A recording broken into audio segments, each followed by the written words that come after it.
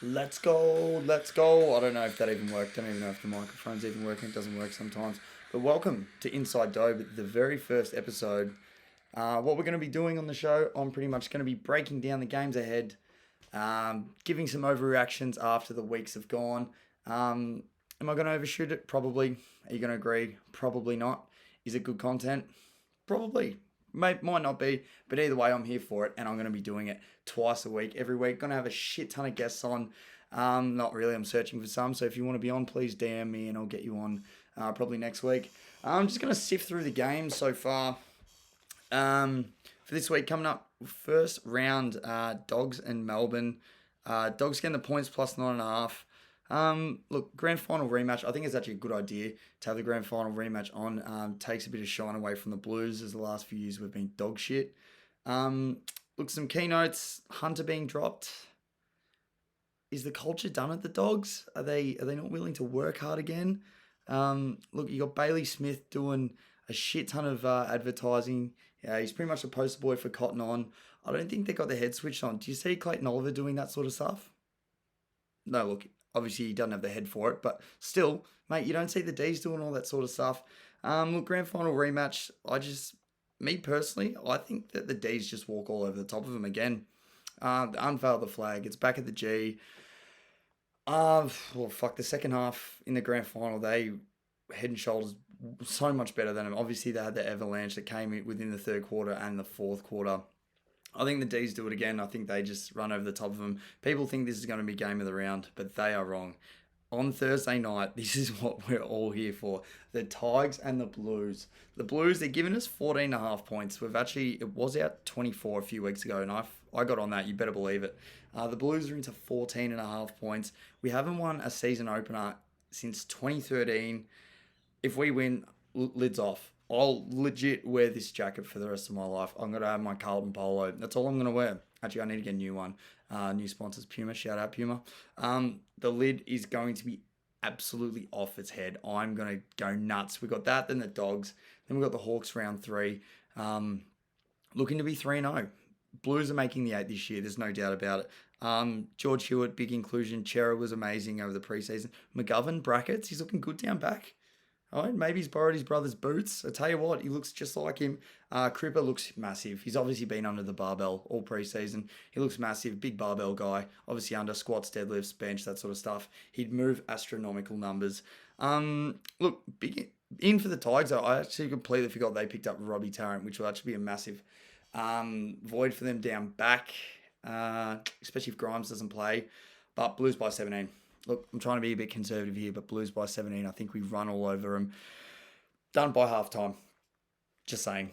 All right, don't buy back when that actually happens.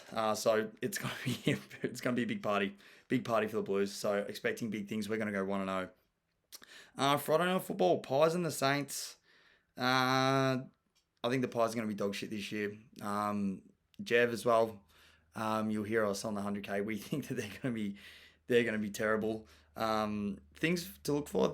Max King looks massive in the preseason. He looked absolutely huge. Looks like he's just really started to fill out. I think he's going to have a monster year. Butler and Higgins, the smalls, I think they're going to be back at their feet. I think Butler hopefully gets back to near that All-Australian form. Fucking love him. Brad Hill, you don't know what you're going to get with him. Obviously, he's an outside player, but sometimes he gets too outside and just doesn't get anywhere near the football and just runs up and down the wing. So, look, if he can contribute early, I think the Saints will be in really good stead. Nick Dacos, I'll be really excited to watch him. I love that his nickname's Whispers because apparently he can talk to the footy. It's probably one of the best nicknames I've ever heard. So Nick Dacos, but one big shining light for Collingwood that I'll touch on all year is their pickup, their shining star, Patrick Lipinski. I'll give you some stats later in the year when the Blues versus the Pies because when he was at the Dogs, he did absolute terror to the Blues. He's one of the most underrated players in the AFL. Just couldn't get his spot and the Dogs. So watch out for Lipinski. Don't say I didn't tell you, but Lipinski's going to have a fucking good game. Who wins that game? I don't know. I think Saints smash them. Dons at the Cats. Dons underdogs by about, 9.5 points. Who knows? A lot of speculation on the Dons. I don't really care. I don't like them. Jai Caldwell.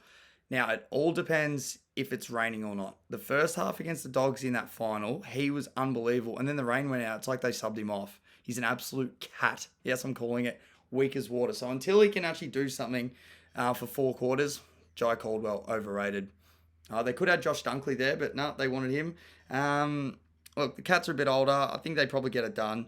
But in good, exciting news for the Dons, Braden Ham, the young Ham, we love him. He's actually grown his mullet back. So that'll be a good thing to watch. The young 33 stride up and down the wing, half forward, half back. The big fellas everywhere. Disposal's not the best, but the effort is A1. Look, I think the Cats probably get it done. Next one, Swans and GWS. Last time, obviously, in that final, the GWS got up by a point. That was a fucking such a good game. Look, I think it'll probably be close again. I think the Swans probably get it done.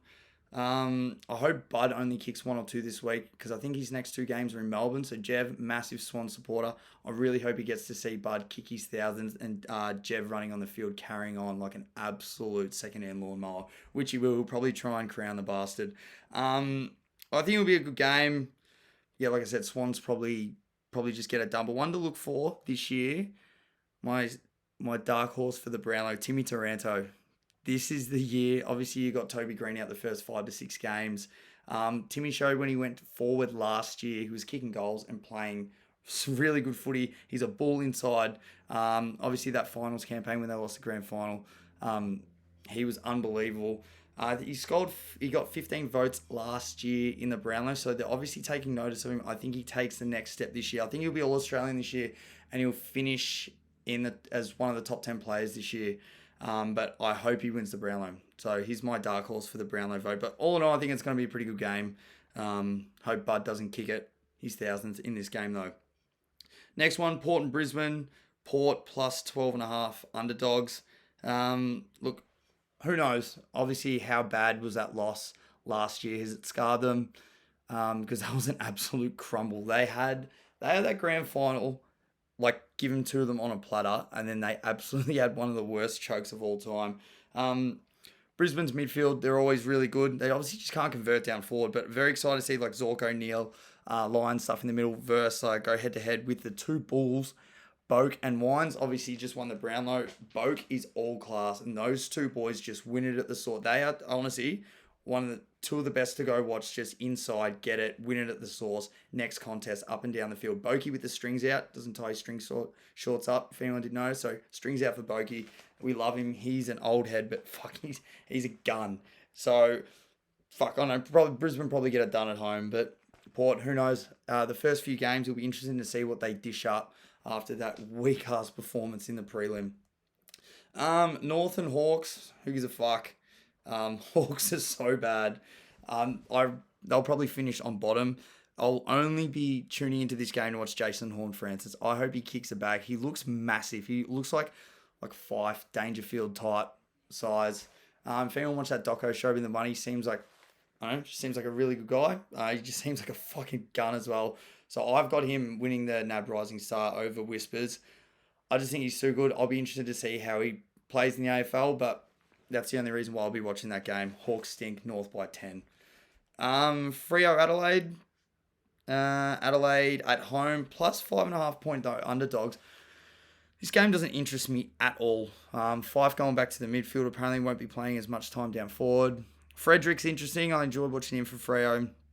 Adelaide underdogs, but if you're a punting man like I am and like probably most of you are, I would actually be putting money on Adelaide. They won last year against round 1 against Geelong when they were massive underdogs after pretty much the whole media said that they were the worst team probably in the AFL, and they went out and smacked Geelong. So maybe they're really good on round 1. Maybe Tex will show up again and have a really good first half of the year as he did. Who knows, but I won't really be watching too much into that game. But if I was to bet, I'll just say the Crows get up. Last game for the round, which is probably one of the most interesting, Gold Coast at West Coast. Now, at the start of the week, the Suns opened up, not exactly sure what the line was, but they were at $2.43. They're now into $1.93. So obviously there's been a lot of talk on the media. Kane Corn said that it's a bet of the round. Pretty much since then, and since a few more players came out from West Coast, they've been smashed in. Gold Coast have looked unbelievable in the preseason. It'll be interesting to see how they go without Ben King. They might actually be a lot better. Obviously, they try to focus and kick it to him a lot. Maybe they can give it to a lot of their other smalls and share the ball around a lot more. Hope Reale can get a shit ton of the ball. He's a bull. Noah Anderson's a gun. Tuke Miller is an absolute freak. He does not get as much credit as he deserves. Top 10. No one can run with him. And obviously, West Coast have got so many players out. Tim Kelly, they've just said COVID.